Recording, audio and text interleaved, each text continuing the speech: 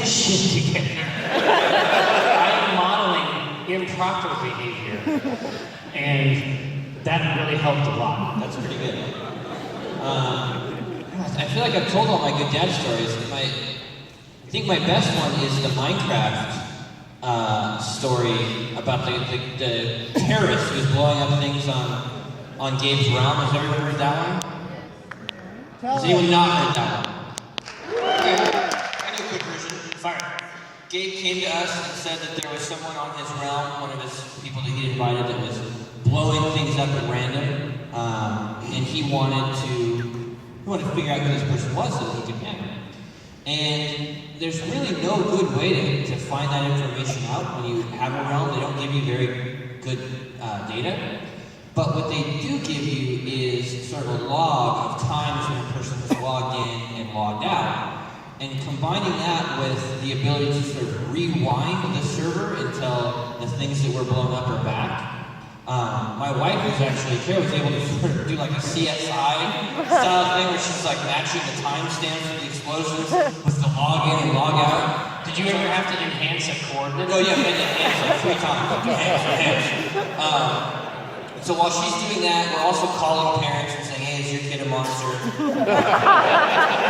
And the entire time, Gabe is like certain that it is Elliot, this kid over here. And I said, no, I'm not gonna call him. I'm not gonna do that until we know 100%. And then Kara comes to me with the information. She throws the pamphlet down on my desk, and I open it up. It's got pictures of him. I have cell phone records. Yeah, cell phone records. Got this grainy black and white shots of him in a car.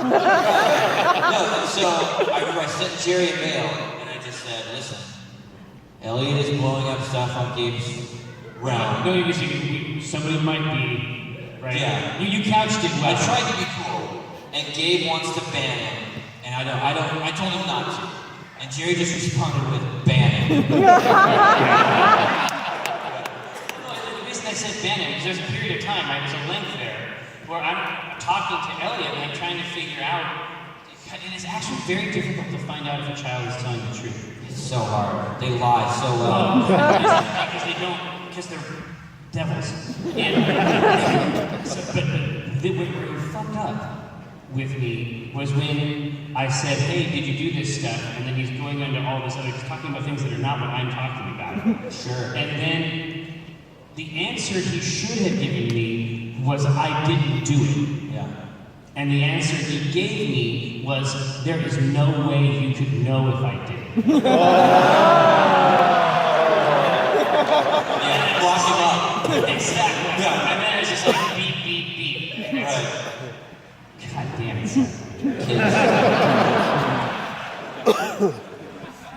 Hey, you were in a position to handle this one. Am I? More apt. Yes. How has Katie Rice been working out? We should get her down to the gym. Yeah, she should lift.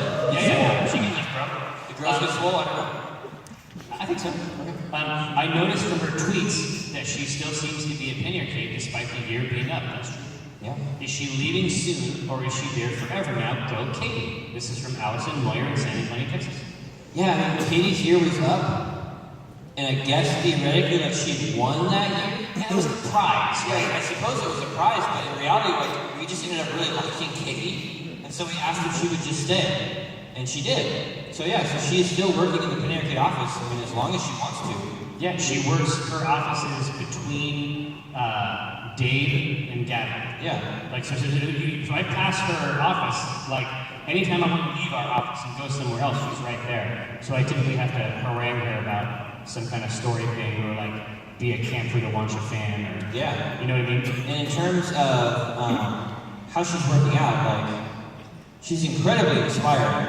Well, she's like a resource for you, right? She's a resource for me, like, when I decided to start doing this, hey, I'm going to try to sketch all the time thing this year, that's not something I'm good at, but it's something that Katie is very, very good at. Yeah, she has a little booklet called Weird Little Drawings over in... Yeah, you should go buy it. I have it on my desk at work. It is incredible. And so I actually invited her over. She came over a couple weeks ago, and we just spent the night drawing in sketchbooks, and it was the best because I'm drawing and I would look over at what she was doing and it was so inspiring and so good. I was like, it pushed me to do more and get better. And I can't thank her enough for that. So having her in the office has been incredible. Yeah, she's great. Woo! Yeah, exactly.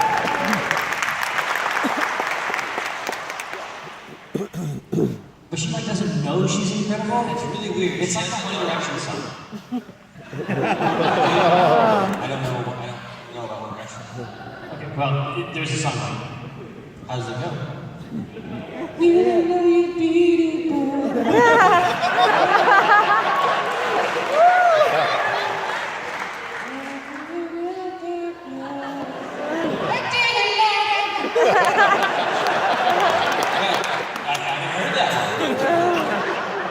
Have you visited the Alamo? You're missing out on this MLP shit. You gotta get it done right away. We have not visited the Alamo yet. I guess we should. It's close. We've been sort of busy. I feel like I have a good excuse. But we're here for till Tuesday, so Yeah, we'll stop by. It's just right around the corner, as I understand. We'll try to remember it. Remember to remember the Alamo? Is that what you're saying? Remember the Alamo, don't forget.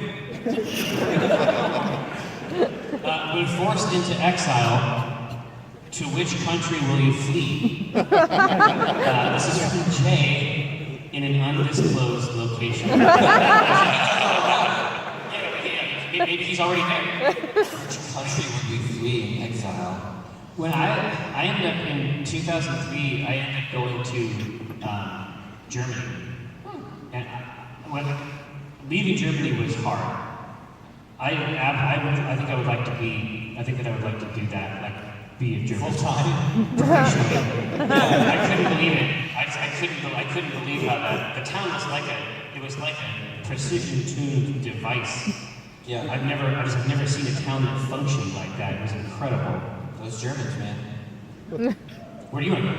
I don't know. We've been to a few different countries, I guess. I think France was probably at the top of our list. In fact, we're talking about wanting to go back there. Like, we were planning a trip back, and I'm like, there's other places we haven't been before. Like, should we go somewhere new? And we're like, no, I want to go back to Paris. Yeah, I think I would be pretty happy with France. Yeah. Well, I mean, that was, but Maybe going I won't to make France. cartoons Well, they have a rich cartooning tradition. Too soon. Yeah, that's right. What? Something like that. They do have a rich cartooning tradition. I'm not talking about that. It's rich. Were you to have your own ship, the Jackdaw/Millennium Falcon style, what would you call it and why? And hot This is from Julian in Minnesota. Excalibur. No,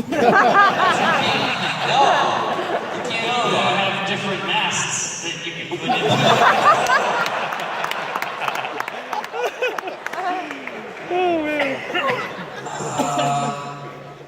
I would probably call it the Gambler. I mean, I did have a boat for a while. I called it the Gambler.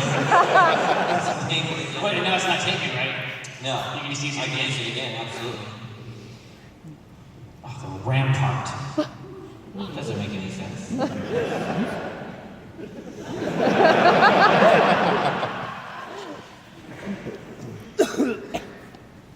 To Jerry, what the crap is your obsession with insectoid analogies? Oh my god. Oh god.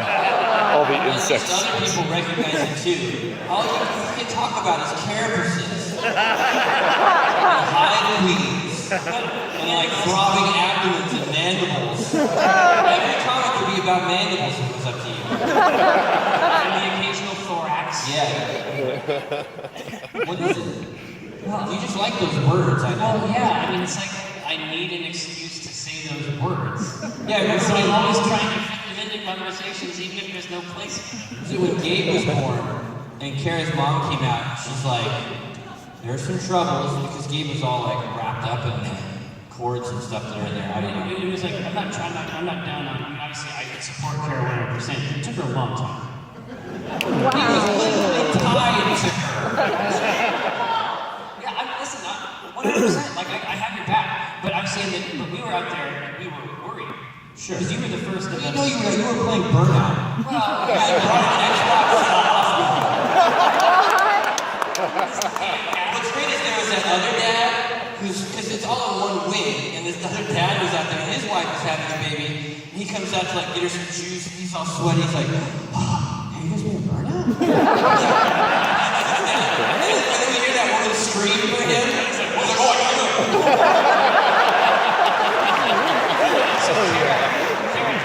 That's up there, right? She's way up in the balcony. So Kara, when you were working your hardest, Pork Fry and Brad and I were out in the lobby playing Burnout, and we were like, if we get 10,000 points in this level, that's gonna help Kara. So we were there with you the whole way. She came out and she's like, there's some complications, and you're like, does he have a thorax?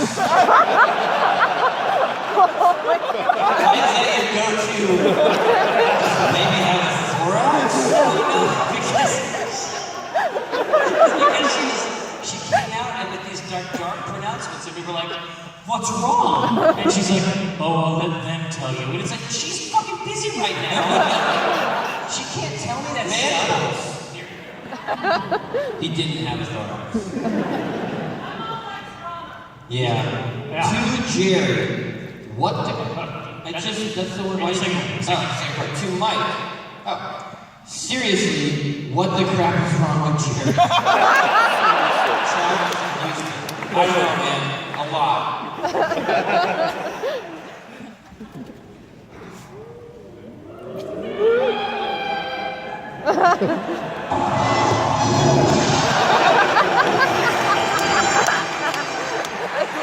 It's the most shameful thing that's ever happened. Not great. And there was music for it. Looking back through the archives, Mike's change in art style is evident. Jerry, how do you think your writing style has changed? Have you ever tried to consciously change it? Brian, Rochester, New York. Yeah, so the writing of this strip is a collaboration. And so, because it's a collab. Yeah, it's a collab. Yeah.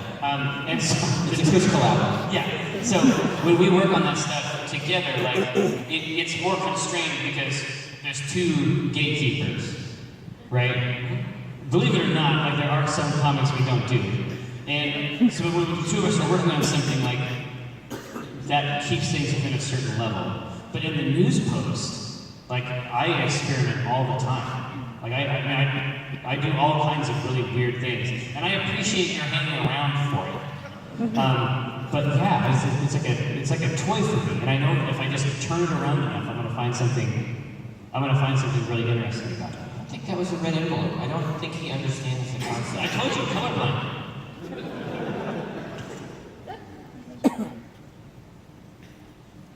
If you could talk to that high school teacher you had, you know the one I'm talking about. What would you say to them? Imagine that they couldn't respond to you, almost like your response is cast over some gigantic information net, if you will. So who's your teacher? Is it the art teacher in high school? I think it'd be Mr. Strand, my art teacher in high school. He let me do a lot. He let me get away with a lot of stuff. I mean, there was a phase. I think it was in my junior year of high school, where he actually let me teach a cartooning class. That's right.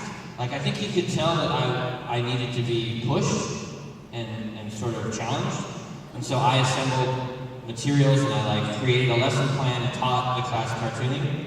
And then in my senior year, I think it was my senior year, I actually got my first art job was to work on this Mark Kistler and the Draw Squad book. Imagination Station? It was the Imagination Station. Yeah, you can still probably find the book out there. Mark Kistler was this guy who dressed as an astronaut and taught kids how to draw on PBS. And I worked on him with one of his books, and he let me work on that book during class hours. He helped me, like he would push me to do more, and like it was great. Like I guess I would just say, thank you for giving me that freedom and challenging me the way that you did. Yeah. For me, I mean, you have different teachers that you sort of need at different times in your life, and what I needed when I was 18 is I needed a teacher who would not take my shit. Because I was used You had a lot of shit to give back then. yeah. I mean, you got something. But, when I was that age, I was sort of used to being, like that, like, too smart for his own good asshole. And I was used to getting away with a lot of shit because I was so quirky. And I was so interesting. Yeah. Right? And then this man was just like a brick wall. I couldn't get away with anything. I couldn't get away with any of that stuff. I had to learn the mechanics of language and writing. And I couldn't just italicize everything and be interesting. I had to work hard, and he made me do it. Give me that.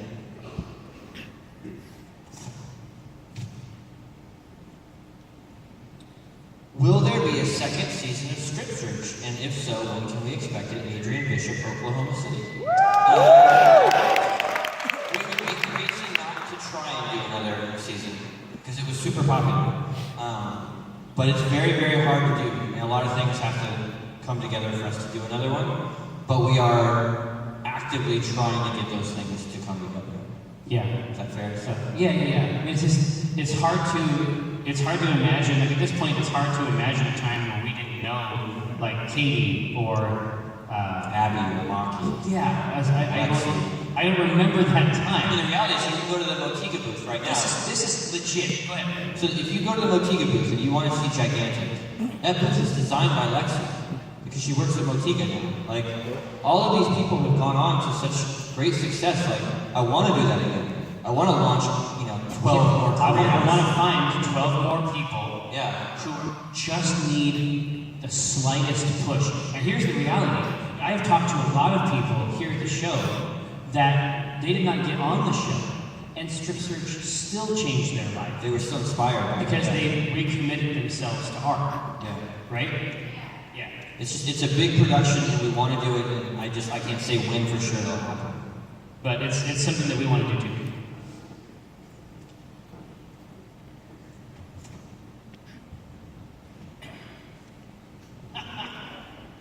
As you are both fathers, can you share with a future parent the correct way to hold a child while playing a game?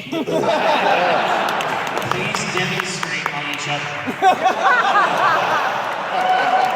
What you need to do, what I did with Gabe, but the games you can play, so this is actually fun. The genres you can play change as they age. Right. So when he was young, he was brand new. Adventure games. Adventure games, one click, right? Because you got the baby football style in one arm, but you can still click with the other hand. And then they're a little older, and you can put them in one of these little basket things right next to the chair. This is like a picnic basket. Yeah, so this just play there, just plays loud, and every once in a while you get a little rock, and you play in a raid, a little rock. They're babies, they don't know. And then they get to be 10. And then you can just play with it. They actually have their own chair by then. Right. But yeah, the main thing is, I remember playing The Mist when Gabe was born. Because it's one of those things where, everybody knows this, even if you don't have kids, the idea that you're just up all the time. Babies wake up in the middle of the night. And the way that we had sort of resolved to handle that situation was instead of going to sleep and then waking up and going to sleep and waking up, I just decided to stay up and basically take the night shift until 1 in the morning or 2 in the morning. So, but this is an important thing. Like you, in the same way that you would not just go on a heroic raid without planning. You need a strategy for this nighttime shit. You need a plan beforehand. Yeah. Beforehand. So I'd just stay up. And when he was fussy, I would just hold him in one arm and I would play Mist. I don't remember which one it was that came out right then. It was four. Mist 4. Yeah, you just need to find the right game. You can absolutely do it. I'm not going to hold you like baby. That's not an offense. I don't want you to hold me like a baby. Well, that's great because I'm not going to do it. Try that, like me. I don't want you anyway, so it's fine. It's like if you tried right now, if you came over here and tried it, it's fine.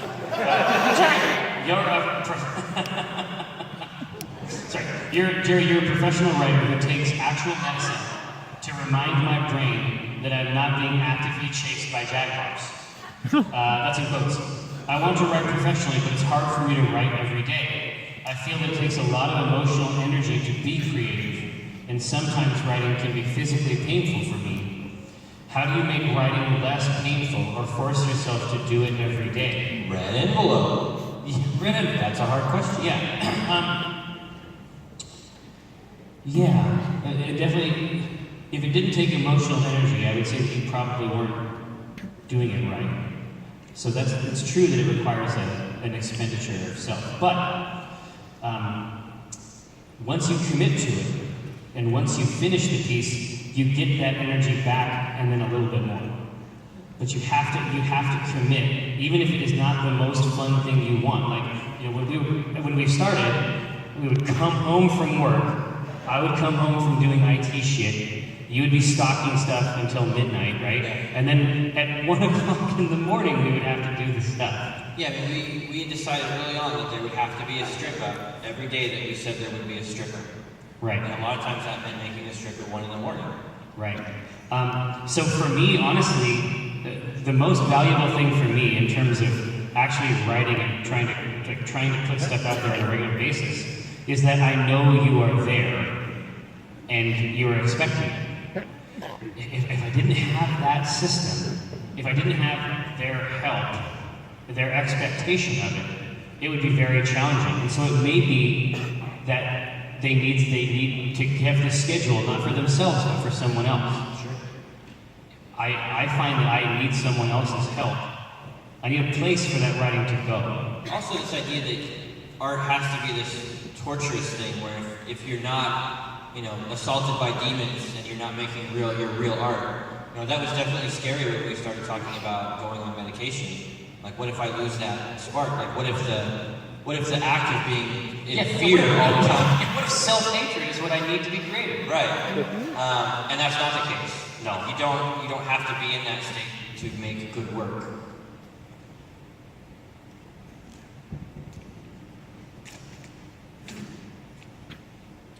If you did Strip Search again, would you open it to writer-artist teams rather than only multi-instrumentalists? Yeah, I mean, that's been my fantasy. Yes. Yeah, I mean, that would be one way to do it, right? So at the different PAXs, the Omegathons all have slightly different rules.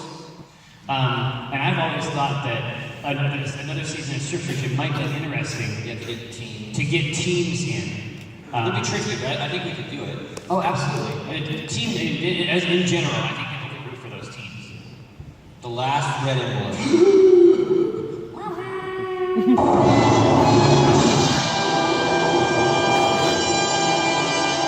Mike, Jared, what hopes do you have for the relationship that your children will have with each other in the future?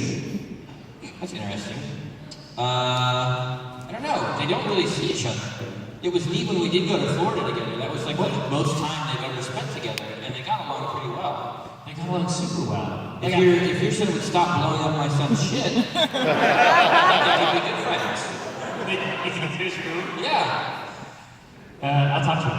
Okay. I think it would be cool if they're friends. They're very much like, it's funny that each of us had sort of a firstborn that is identical to us. Right. And then had a second kid that is completely opposite. So I think that those two could probably have a relationship. Well, yeah, it was really fun when we were doing all those long drives to NASA. Yeah. Like, we didn't have to, they just built a relationship there in the back seat. Like, we didn't have to touch it at all. Like, they just worked out perfect. It's pretty cool.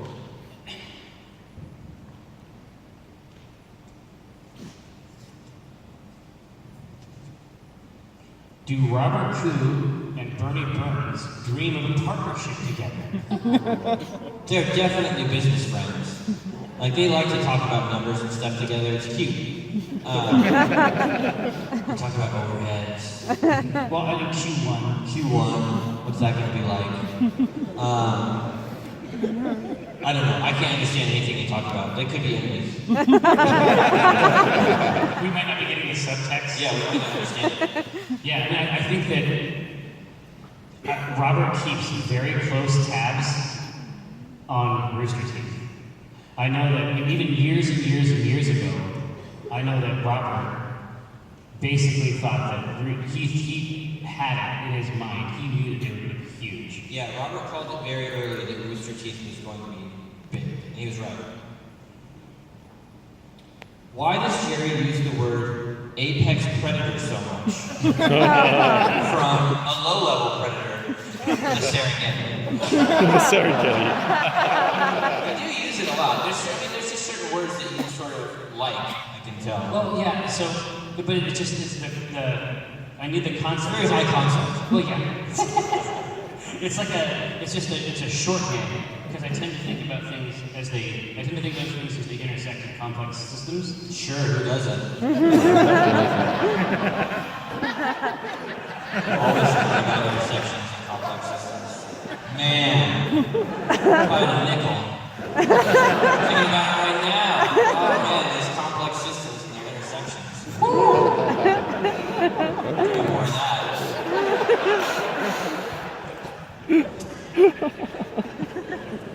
That's cool. Question for Jerry for research purposes. It's just going to keep coming, I guess. Presumably, you still have vestiges of follicle activity on your head. So how often do you need to shave it? And do you do it yourself? Have there been any shaving accidents? Basically, lots of questions about your head. I shave it once a week on Saturday. Brandon from Portland, Oregon. He is very curious about my scalp. I just sent him a picture of you from my wedding with that full head of blonde hair. Yeah. It wasn't especially full. It was full. It was pretty full. You should look at it again. You should look at it again. It looks like a fungal growth. It's not substantial. Look at what you did. Go fuck yourself.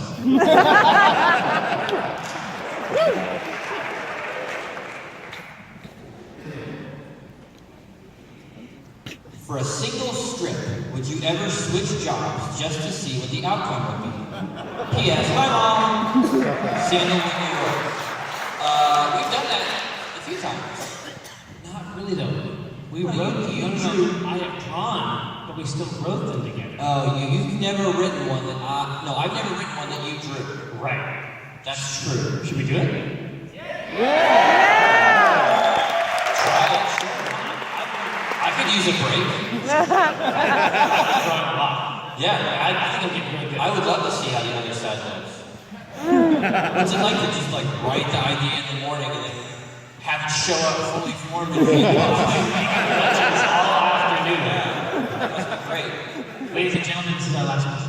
10 seconds left. Can we answer? Oh my God, it's going to take me 7 seconds just to read this. Go. First, I thank you for taking time not only to be available for so many questions, but for always sharing so much of yourselves openly and honestly. It appears to be completely natural to you, but it is in fact incredibly rare in this day and age, and a big part of what makes many arcades so special.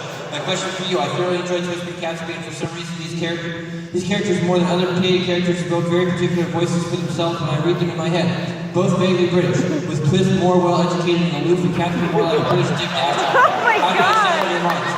And do the other characters have particular voices, accents, dialects, etc. that you hear when you're writing/reading their lines? Dustin, Lafayette, Indianapolis. Maybe I don't know where that is. Thank you guys for coming to PAX.